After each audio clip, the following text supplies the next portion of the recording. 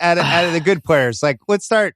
Russillo and I debated Westbrook on Sunday night. I almost feel like at this point you have to be pro or anti-Russ. There's no in between. There's no nuance anymore. Where do you sit on the Russ debate?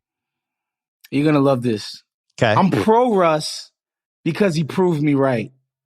I spent so many years fighting OKC fans about Russ and them just like the defense and all of this and Russ and Russ and Russ and Russ. The second he was gone, they were like, nah, he was on some bullshit. So I'm pro Russ for finally vindicating all of us who were like, yo, this guy is making people lose games, man. I think the light bulb for me went off the last 3 games in 2016 against Golden State. He was just brutal. He was the hero of the Klay Thompson game over Klay Thompson. He was brutal, and the light bulb went off for me because I was like, going into the series, I was like, yo, you can't play Draymond at the 5 with a guy like Russ attacking the basket. Yeah. And the Warriors said, yes, we can.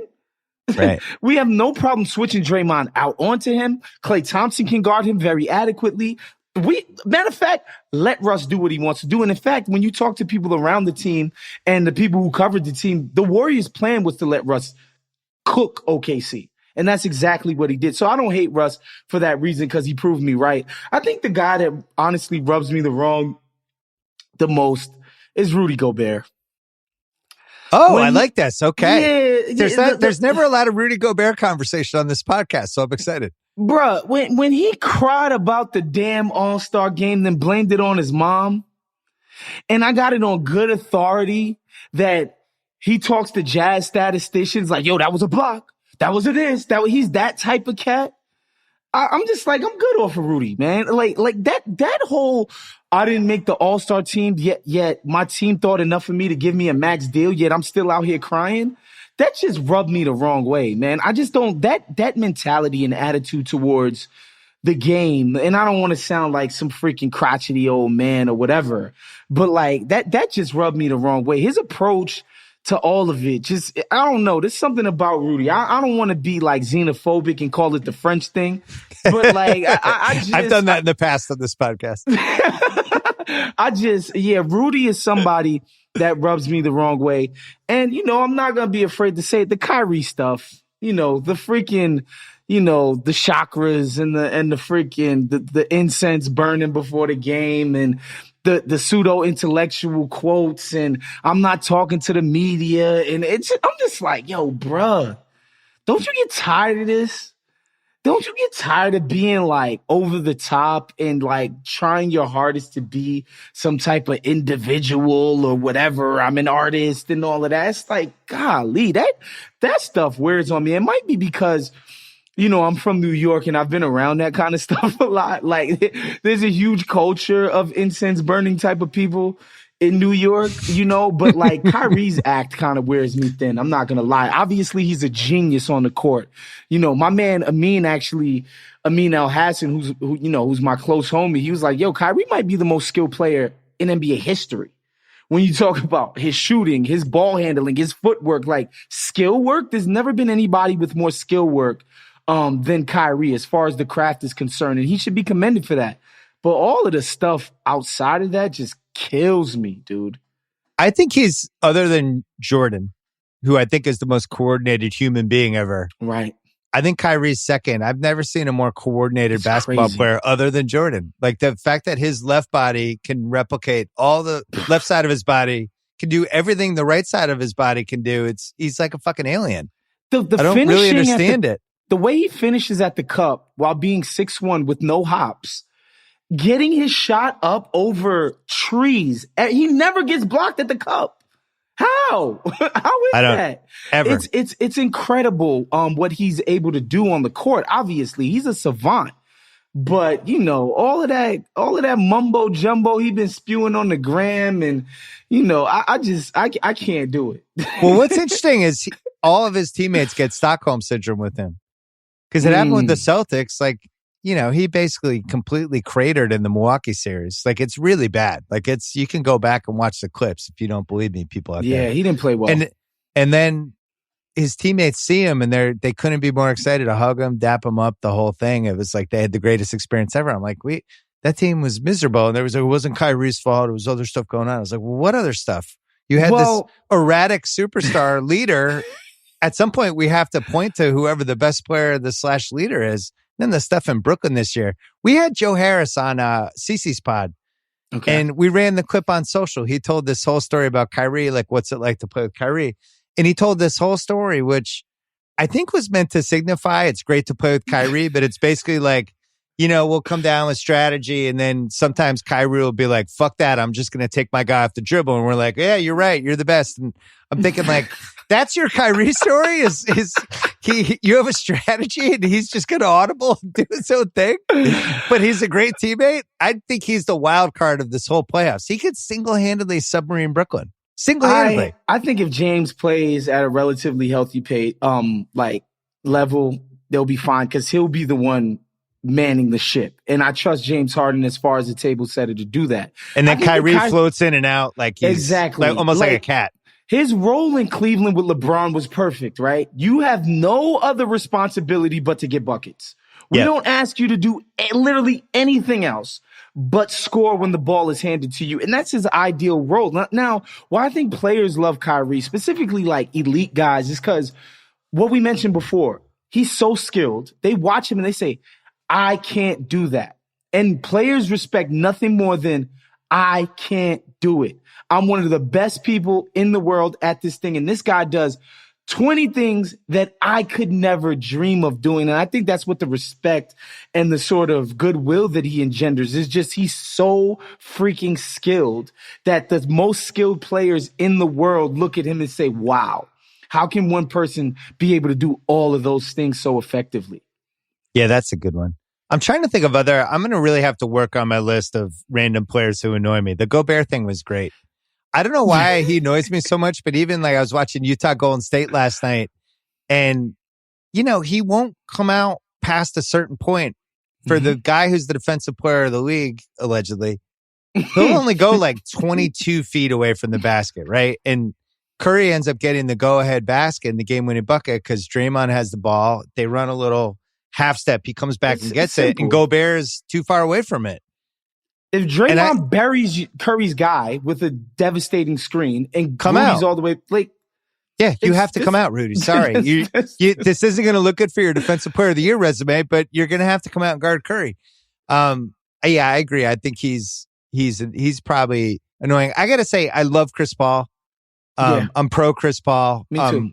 I think he's had an amazing career, but he's fucking annoying sometimes. When I would go to the Clipper games, the stomping around thing, the initiating when he throws, he's dribbling the ball up and he just lurches into guys. His ass out. Yeah, I respect it because he's trying to set the tone, but at the same time, part of me wishes that he would tone that back by 10%, but he is who he is at this point. He's an old man. Yeah, I mean, I respect Chris Paul and I love Chris Paul, and I'm a bit of a Chris Paul truther in certain respects, but I've also never had to work with the guy. Yeah. So it's sort of one of those things where, we get to see all of that stuff that he does is positive as far as like the task manager, attention to detail, all of that kind of stuff. We think it's great because it's just like, wow, look at this guy who's so up on his job and his duties. But when you're doing it on a day-to-day basis, season-to-season basis, with him as a coworker, I could see how that might grate on some people. Griffin, we didn't talk about Griffin. I'm pro Blake. Griffin's back to the flailing like a fish and pretending he just got impaled by an elbow when he didn't kind of totally. He's back to all his old tricks. So I don't like it. So Bill, I had this thing that I used to call the Woz Cape All-Stars where I would throw my cape on and start rooting for and cheering for guys who became like pariahs on the internet and in the sports public. Like, to name a few, Barry Bonds, A-Rod, Dwight. I tried with Dwight Howard. Doesn't work with Dwight. I tried to do the contrarian thing, but he is just so freaking annoying. Like, it just didn't work. But Blake Griffin was somebody I had to throw the cape on because people kept calling him unskilled. Oh, he doesn't work on his game. I'm like, yo, this dude adds something every single year. Whether it be the handle, the jump shot that kept going out, it went from 17 to 19 to 3-point range, the passing. I'm like, this dude is a very skilled player. But he got this rep specifically on the internet about being this unskilled, athletic, sort of brute.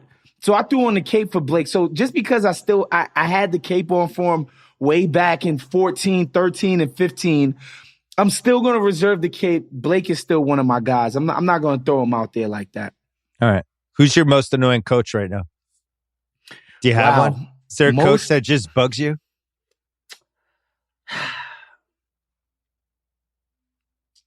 Probably Carlisle. Because he has no sense of humor. He's never laughing. Nothing's funny to this guy. Yeah, why are you so miserable, Rick Carlisle? Seriously, bro. You went from coaching Dirk Nowitzki to Luka with no overlap at all. Why are you so unhappy? Have a sense of humor, Rick. He's so damn serious all the time, and that is not for me. The over seriousness, I can't do it. And the homie in Indiana, who's the guy who's unraveling mutiny. Yeah. They're worried about him. What's going on? He's coaching the basketball team. Yeah, some of the articles about that guy were pretty nuts. How do you hire somebody just based on their offensive system without trying to find out if they know how to interact with other human beings? I thought that was odd. And what always gets misunderstood, because I think so much of the discourse has been effectively the nerds have won. And not to say that I'm not one of the nerds, that I don't love the stats and the analytics and all of that. And people think that being right is enough. Bill, you're married. Yeah. You know that just because you're right doesn't mean you get to walk your argument into your discussion with your wife. But I'm right. No. It doesn't go like that. It's a people business. There needs to be a level of effective communication. So you can have all the great systems and schemes and all of that if you want. If you can't effectively communicate to the guys on your team, none of it matters. Right? That's why I'm you got to look at what Monty Williams is doing in Phoenix and tip your cap to him. Because those guys played with the effort level and as far as execution of what they're being asked scheme-wise on a night-to-night basis so consistently, you got to give it up to Monty Williams. He's effectively communicated to these guys what they need to do, and they're doing it. Right? David Blatt, that's the classic example. It's nobody's saying David Blatt doesn't understand basketball. But this guy came in with such an ego because he killed it in Israel. It's bro, it's not going to work for you here in the NBA. To not have that emotional intelligence and self-awareness, that's way bigger part of the job as an NBA coach than X's and O's are. Yeah, it's been interesting watching Steven struggle with this the past year. I mean, they've had the season from hell, and now it's finally mercifully probably headed toward 2 straight play-in losses. But they never had their 7 guys, their best 7 together. I get all that stuff, but I think he's a really good coach. Watching him not figure out how to coach this team and get them to play hard in first quarters, which seems like the most simple job of a coach, right? Hey guys, let's go out there and not be down by 20 at the end of this quarter. Can we pull that off? And they fell behind by 13 times already this year, which is impossible. And now I'm like, is anybody a good coach? Because Monty Williams was when he was in New Orleans, I was like, this guy's not a good coach. Now I watch Monty Williams in Phoenix. I'm like, this guy's such a good coach. And it's like, wait, so how do we even figure out who's a good coach other than Eric Spoelstra? I think the Stevens thing is a little bit different in the sense that his best players have played in really big games. I understand why they don't get up for every single regular season game, right? They've played in games that matter. They're human beings. They know the difference between games that matter and games that don't. There's a sort of, knowledge that they've accrued over the years from all of this time spent in the playoffs. And then, sorry, Danny Ainge, you put together a shit roster. Yeah. Sorry. The bench, the back end of this roster outside of the stars was horrific. Come on, Bill. You watch this team all season long. They're freaking terrible. So a lot of times, like when you're watching the Lakers, for instance, early in the season before LeBron and AD sort of went down, right?